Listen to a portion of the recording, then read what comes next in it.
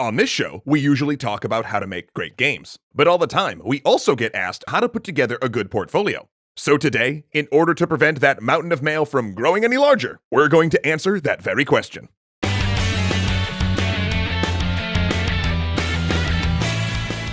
And we're going to do that thanks to Wix. Because a little while ago, they came to us and said they wanted to sponsor a video, but they knew we really didn't do much topically that ties in with websites. Then as we peeked through our above-mentioned email pile, we were like, wait, hold the phone. Portfolios use websites. And right then, a beautiful informational YouTube video was born. So thanks once again to Wix for kicking us into finally putting this episode out. So let's get to it. If you want to get a job in the games industry, or most any creative industry for that matter, then you're going to need a portfolio. Why?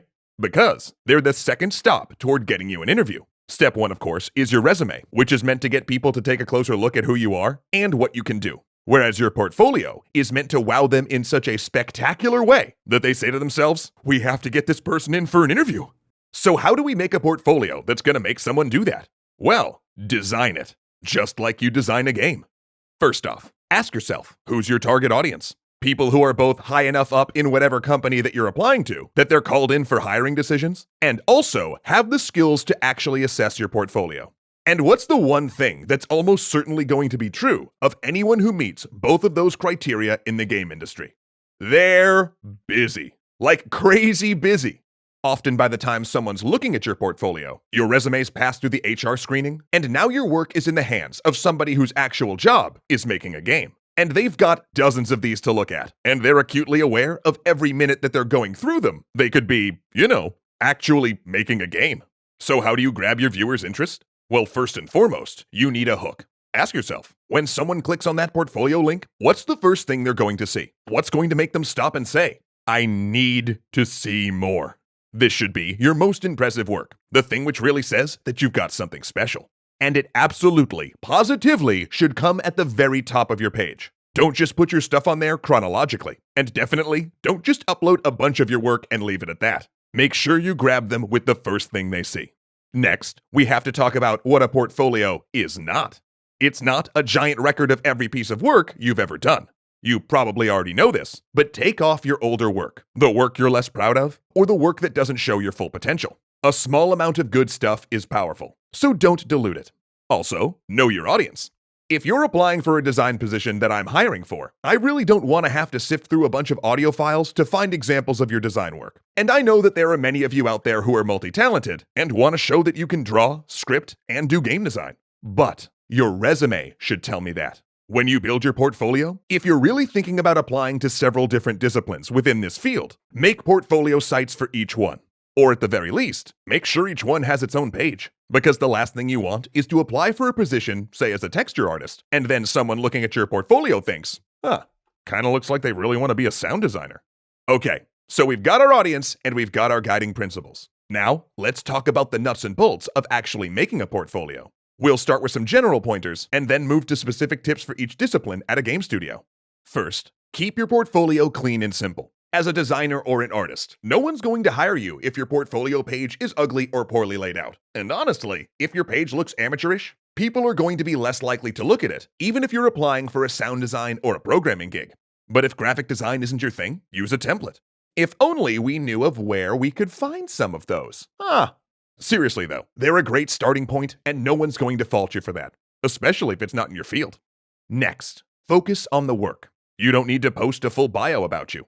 And in fact, text should be kept to a minimum. Use it to explain your thought process, or use it to point out really interesting things about your work that might not be immediately obvious at first glance. But think of words as expensive here. Only use them if you're going to get a great return. Because remember, the person looking at this is probably in a hurry. Also, be sure not to intermix your portfolio with your non-professional life. Now, I know I shouldn't even have to say this, but I have seen people send over their personal Instagram as their portfolio. And if someone's looking at your work and thinking, oh, great piece. That's awesome. Oh, and that is them chilling with their giant bong and anime love pillow. It's not going to do you any favors. And it doesn't even have to be that extreme. Look, I of all people know that your cat is awesome. But it's just not what people are looking for when they're trying to figure out if they should hire you. Sure you will, bud. Then there's the most common question we get. How much stuff should be in my portfolio? And to that I say, well, how much stuff do you have that's great? And of course, this is a pretty subjective area, because artists will want to show more things to demonstrate the consistency of their work, or that they can work in multiple styles, while designers will probably want to be a little more focused and add some more detail about their work. When you're starting out, it can feel hard to have enough, but that doesn't mean you should add bad or broken work. Trust me, quality wins over quantity every time. And the person reviewing your portfolio is probably looking to eliminate candidates, so don't give them a reason. Lastly, and this might sound silly that I have to say it, be sure to put your contact information on there somewhere.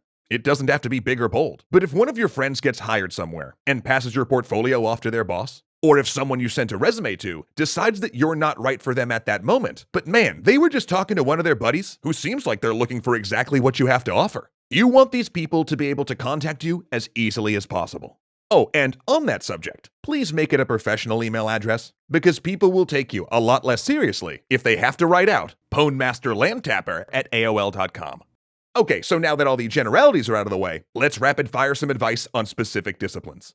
If you're a coder and your sample code is uncommented, it's going to go straight to that great recycle bin in the sky. Don't do this. If you're a designer, don't just upload your finished games, as no one's really going to have time to play through the full thing. So in addition, put together some video clips of the most interesting parts of the games you have from a design perspective, and then talk over them, explaining your decisions and showing off how you think as a designer. Sound folks, sometimes it's hard to come up with a reel when you're just starting out. So, if you need to, don't hesitate to take a trailer, remove all the audio, and then replace it with your own. Actually, fun fact, I did this with a few TV and radio commercials for an early VO reel. But, and there's a big but, make sure you're clear about what it is you're exactly doing and why, so no one thinks you're trying to take credit for doing the audio on a Final Fantasy. Artists, focus on the area you're most interested in. James has seen a lot of portfolios from people coming out of game schools, where they try to prove that they can rig, animate, skin, and do some effects work. But once you're out of school, nobody's going to be hiring you to do all of those things. You can put an image or two somewhere lower in your portfolio to show that you understand them, but really try to have your portfolio focus on what you're passionate about. Basically, build the portfolio for the position you want. And finally, the last piece of portfolio advice I'll give you is that your portfolio alone is not enough. If you build this awesome thing and just wait, they will not come. The only way to get eyes on your portfolio is by putting yourself out there. Go network, go send your resume, and go out for the jobs you'll know you'll be great at. So good luck, good hunting, and we hope to see you all at GDC in a few years.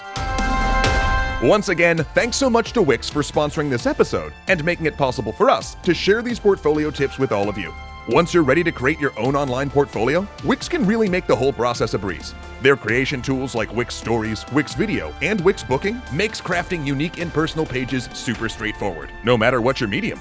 And that lets you focus on sharing your craft with the world while they do all the heavy lifting. So if you'd like to start your new portfolio, business site, or even just upgrade your sweet but aging EC fan fiction page, just a thought. Click the link in the description below and create your professional website today.